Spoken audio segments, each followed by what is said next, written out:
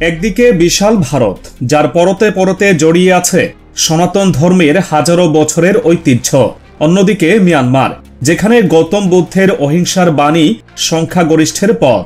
এই দুই ভিন্ন ধর্মাবলম্বী প্রতিবেশীর ঠিক মাঝখানে কিভাবে জন্ম নিল বিশ্বের চতুর্থ বৃহত্তম মুসলিম জনগোষ্ঠীর দেশ আমাদের বাংলাদেশ।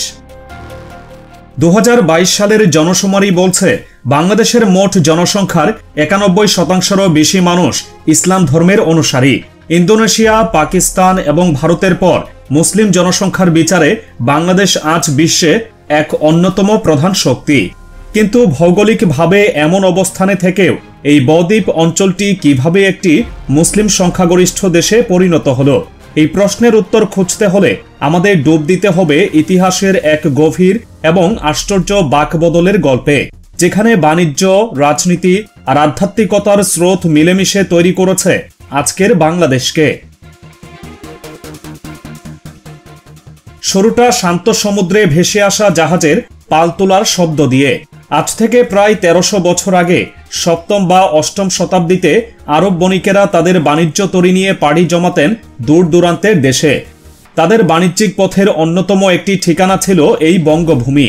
বঙ্গোপসাগর আর বাংলার উর্বর নদীগুলো ছিল তাদের জন্য এক আশীর্বাদ। এই জলপথ ব্যবহার করেই তারা পৌঁছে যেতেন আজকের চট্টগ্রাম, নোয়াখালী বা সমুদ্রনগরী সোনারগাঁওয়ের মতো বাণিজ্য কেন্দ্রগুলোতে। এই আরব বণিকরা ছিলেন ইসলাম ধর্মের অনুসারী।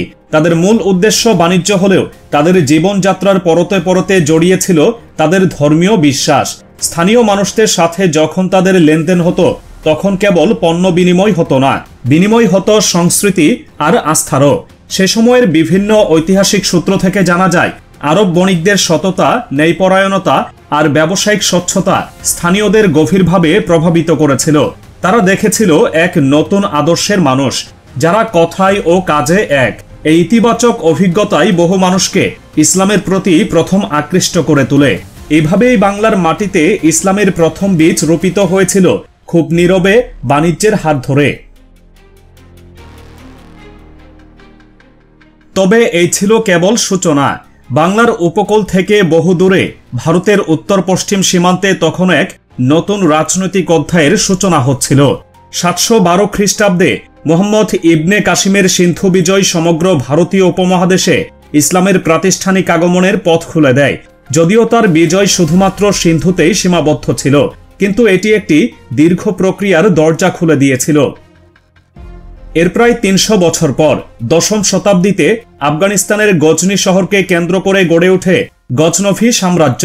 এই সাম্রাজ্যের কিংবদন্তি শাসক সুলতান মাহমুদ, যিনি মাহমুদ গজনভি নামে ইতিহাসে পরিচিত, ভারতবর্ষের দিকে তার নজর ফেরান। তার মূল লক্ষ্য ছিল ভারতের সম্পদশালী রাজ্যগুলো জয় করা।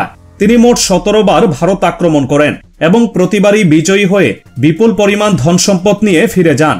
যদিও সুলতান মাহমুদ ভারতে স্থায়ী শাসন প্রতিষ্ঠা করেননি, কিন্তু তার ক্রমাগত আক্রমণে উত্তর ভারতের হিন্দু শাহী রাজারা দুর্বল হয়ে পড়ে এবং লাহোর পর্যন্ত তার সাম্রাজ্য বিস্তৃত হয়। মাহমুদের মৃত্যুর পর গজনভি সাম্রাজ্য ধীরে ধীরে দুর্বল হতে থাকে এবং তাদের পতন ঘটলে সেই শূন্যস্থান পূরণ করে আরেক তুর্কি শক্তি ঘুরিদ সাম্রাজ্য। আর এই ঘুরিদদের হাত ধরেই ভারতের রাজনৈতিক ইতিহাসে সবচেয়ে বড় পরিবর্তনটি আসে। ঘুরিদ সুলতান মুহাম্মদ ঘুরি ছিলেন একজন দূরদর্শী এবং উচ্চাকাঙ্ক্ষী শাসক, যিনি বুঝতে পেরেছিলেন যে শুধু সম্পদ লুণ্ঠন নয়, ভারতে স্থায়ী মুসলিম শাসন প্রতিষ্ঠা করতে হবে। সেই লক্ষ্যেই 1192 সালে তিনি তরাইনের দ্বিতীয় প্রান্তরে মুখোমুখি হন দিল্লির পরাক্রমশালী হিন্দু রাজা পৃথ্বীরাজ চৌহানের। এই একটি যুদ্ধই যেন গোটা উত্তর ভারতের ভাগ্য নির্ধারণ করে দেয়। পৃথ্বীরাজ চৌহানের পরাজয়ের মধ্য দিয়ে দিল্লিতে মুসলিম শাসনের এক অটল ভিত্তি স্থাপিত হয়। মুহাম্মদ ঘুরি বিজিত অঞ্চলের দায়িত্ব তার বিশ্বস্ত সেনাপতি কুতুবউদ্দিন আইবেকের হাতে তুলে দিয়ে গজনিতে ফিরে যান। কুতুবউদ্দিন আইবেকি দিল্লিতে প্রতিষ্ঠা করেন দিল্লি সালতানাত, যা পরবর্তী 300 বছরেরও বেশি সময় ধরে ভারতবর্ষ শাসন করে। দিল্লি সালতানাত প্রতিষ্ঠিত হওয়ার পর তুরস্ক, ইরান, আরব ও মধ্য এশিয়ার বিভিন্ন অঞ্চল থেকে অগণিত মুসলিম জ্ঞানীগুণী, সুফি সাধক, ব্যবসায়ী এবং সেনারা ভাগ্য অন্বেষণে ভারতবর্ষে আসতে শুরু করেন। দিল্লি পরিণত হয় ইসলামিক জ্ঞান বিজ্ঞান ও সংস্কৃতির এক নতুন প্রাণকেন্দ্রে। আর এই দিল্লির রাজনৈতিক পরিবর্তনের ঢেউ খুব দ্রুত এসে পৌঁছায় বাংলার দরজায়। সেই সময়ে বাংলা শাসন করছিলেন সেন বংশের রাজা লক্ষণ সেন, আর দিল্লি সালতানাতের অধীনে মির্জাপুরের জায়গিরদার ছিলেন ইখতিয়ার উদ্দিন মোহাম্মদ বিন বখতিয়ার খলজি নামের একজন তুর্কি সেনাপতি। খলজি ছিলেন অত্যন্ত সাহসী এবং উচ্চাভিলাষী। 1204 খ্রিস্টাব্দে তিনি মাত্র 17 জন অশ্বারোহী সৈন্য নিয়ে ঝাড়খণ্ডের জঙ্গলের মধ্য দিয়ে এক অবিশ্বাস্য দ্রুতগতিতে বাংলায় প্রবেশ করেন এবং সরাসরি আক্রমণ করেন বাংলার রাজধানী নদিয়ায়। তার অতর্কিত আক্রমণে লক্ষণ সেনের বাহিনী ছত্রভঙ্গ হয়ে যায় এবং তিনি প্রায় বিনা প্রতিরোধেই নদিয়া ও পরবর্তীতে গৌড় দখল করে নেন। বখতিয়ার খলজির এই বিজয়কেই বাংলায় প্রাতিষ্ঠানিক মুসলিম শাসনের সূচনা বিন্দু হিসেবে ধরা হয়।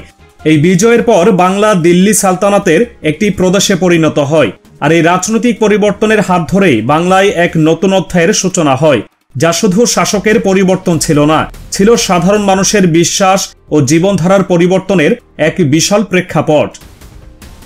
রাজনৈতিক ক্ষমতা প্রতিষ্ঠিত হওয়ার পর এবার বাংলায় আগমন ঘটতে থাকে মহান সুফি সাধকদের।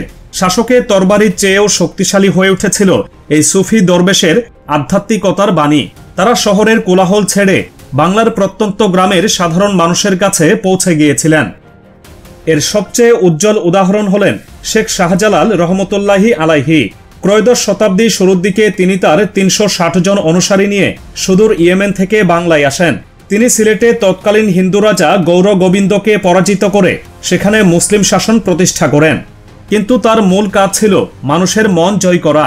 তার আধ্যাত্মিক শক্তি, উদারতা এবং সাম্যের বাণী সিলেটের গণ্ডি পেরিয়ে আশেপাশের অঞ্চলে ছড়িয়ে পড়ে, আর হাজার হাজার মানুষ স্বেচ্ছায় ইসলামের ছায়াতলে আশ্রয় নেয়।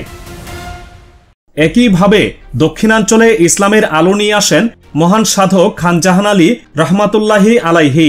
তিনি বাগেরহাট অঞ্চলে এক বিশাল জনপদ গড়ে তোলেন। তিনি শুধু ধর্মপ্রচারই করেননি, মানুষের জীবনযাত্রার মান উন্নয়নেও কাজ করেছেন।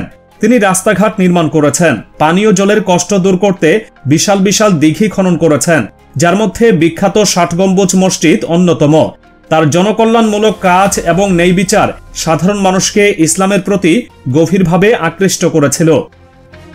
এভাবেই বখতিয়ার খলজির রাজনৈতিক বিজয় এবং শাহজালাল ও খানজাহান আলীর মতো সুফিদের আধ্যাত্মিক প্রচার, এই দুইয়ের সমন্বয়ে বাংলার মাটিতে ইসলামের ভিত্তি ধীরে ধীরে মজবুত হতে শুরু করে। দিল্লি সালতানাতের অধীনে বাংলা একটি প্রদেশ থাকলেও এর স্বাধীনচেতা মনোভাব সবসময়ই ছিল। শামসুদ্দিন ইলিয়াস শাহ দিল্লির শাসন থেকে বাংলাকে মুক্ত করে প্রতিষ্ঠা করেন স্বাধীন বাংলা সালতানাত। কিন্তু ইতিহাসের গল্পে আসে এক নাটকীয় মোড়। 14দশ শতকের শেষে রাজা গণেশ নামের এক হিন্দু রাজা ইলিয়াস শাহী বংশকে হটিয়ে বাংলার ক্ষমতা দখল করেন এবং পুনরায় হিন্দু শাসন প্রতিষ্ঠা করেন। কিন্তু এই ইতিহাসের সবচেয়ে বড় টুইস্টটি ছিল এর পরেই। 1418 সালে রাজা গণেশের মৃত্যুর পর তার পুত্র যদুনারায়ণ সিংহাসনে বসেন, কিন্তু তিনি ইসলাম ধর্মের প্রতি এতটাই আকৃষ্ট হন যে তিনি ইসলাম গ্রহণ করেন এবং সুলতান জালালউদ্দিন মোহাম্মদ শাহ নাম ধারণ করে বাংলার শাসনভার গ্রহণ করেন। জন্মসূত্রে হিন্দু একজন রাজার ছেলে হয়েও সুলতান জালালউদ্দিন বাংলায় ইসলাম প্রচারে এবং এর ভিত্তি সুদৃঢ় করতে সবচেয়ে গুরুত্বপূর্ণ ভূমিকা পালন করেন। তিনি বহু অমুসলিমকে ইসলামে দীক্ষিত করেন, এমনকি আরাকানকেও প্রথমবারের মতো বাংলার অন্তর্ভুক্ত করেন এবং মিশর সহ বিভিন্ন মুসলিম বিশ্বের সাথে কূটনৈতিক সম্পর্ক স্থাপন করে বাংলার সম্মানকে এক নতুন উচ্চতায় নিয়ে যান। এরপর মুঘলরা বাংলা দখল করে তাদের শাসনের কেন্দ্রবিন্দু হিসেবে ঢাকাকে বেছে নেয়। এ সময়ে পূর্ব বাংলা অর্থাৎ আজকের বাংলাদেশ রাজনৈতিক এবং অর্থনৈতিকভাবে সবচেয়ে গুরুত্বপূর্ণ হয়ে ওঠে। আর ঠিক এই সময়টাতেই পূর্ব বাংলায় ইসলাম ধর্মাবলম্বীদের সংখ্যা বিস্ময়করভাবে বাড়তে থাকে। এর পেছনের অন্যতম প্রধান কারণটি ছিল তৎকালীন হিন্দু সমাজের গভীরে প্রথিত জাতিভেদ প্রথা। হিন্দু সমাজ তখন ব্রাহ্মণ, ক্ষত্রিয়, বৈশ্য এবং শূদ্র এই 4টি প্রধান বর্ণে বিভক্ত ছিল। এই ব্যবস্থার একেবারে নিচে থাকা শূদ্র বা নিম্ন বর্ণের মানুষেরা ছিল সামাজিকভাবে চরম অবহেলিত এবং শোষণ ও বৈষম্যের শিকার। ঐতিহাসিক তথ্য মতে পূর্ব বাংলায় এই নিম্নবর্ণের মানুষের সংখ্যা ছিল সবচেয়ে বেশি। যখন ইসলামের সাম্য ও ভ্রাতৃত্বের বাণী নিয়ে সুফি সাধক এবং প্রচারকরা তাদের কাছে পৌঁছালেন, তখন তাদের সামনে দুটি পথ খোলা ছিল। এক, বংশানুক্রমে পাওয়া সামাজিক লাঞ্ছনা ও বৈষম্য মেনে নিয়ে পুরনো ধর্মে থেকে যাওয়া, অথবা দুই, এমন একটি নতুন ধর্ম গ্রহণ করা যেখানে মানুষে মানুষে কোনো ভেদাভেদ নেই, যেখানে সকলকেই সম্মানের চোখে দেখা হয়। স্বাভাবিকভাবেই পূর্ব বাংলার হাজার হাজার শোষিত ও বঞ্চিত মানুষ মুক্তির আশায় ইসলামকে বেছে নেয়। এভাবেই বাংলার সাধারণ মানুষের হৃদয়ে ইসলামের আলো দ্রুত ছড়িয়ে পড়ে। এরপর ব্রিটিশ শাসনামলে ভারতের উত্তরপ্রদেশ সহ বিভিন্ন অঞ্চল থেকে একটি বড় মুসলিম জনগোষ্ঠী বাংলায় এসে বসতি স্থাপন করে, যা এখানকার মুসলিম জনসংখ্যাকে আরও বাড়িয়ে তোলে। আর এই ইতিহাসের শেষের পেরেকটি মারা হয় 1947 সালে। প্রায় 200 বছরের ব্রিটিশ শাসনের অবসানের পর ভারতবর্ষকে ধর্মীয় পরিচয়ের ভিত্তিতে ভাগ করা হয়।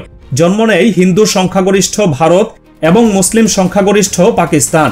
পূর্ব বাংলাকে পাকিস্তানের অংশ করে নাম দেওয়া হয় পূর্ব পাকিস্তান।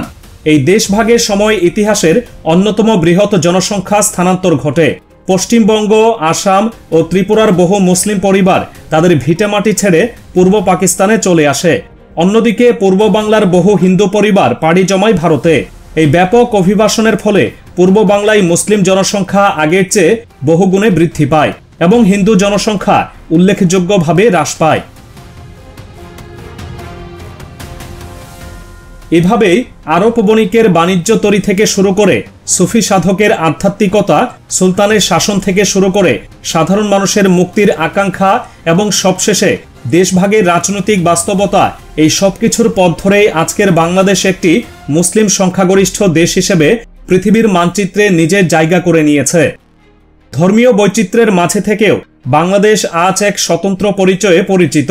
আর এটাই সেই দীর্ঘ ঐতিহাসিক সফরের গল্প, যার কারণে একপাশে হিন্দু এবং অন্য পাশে বৌদ্ধ সংখ্যাগরিষ্ঠ দেশ থাকা সত্ত্বেও বাংলাদেশ হয়ে উঠেছে এক মুসলিম প্রধান দেশ।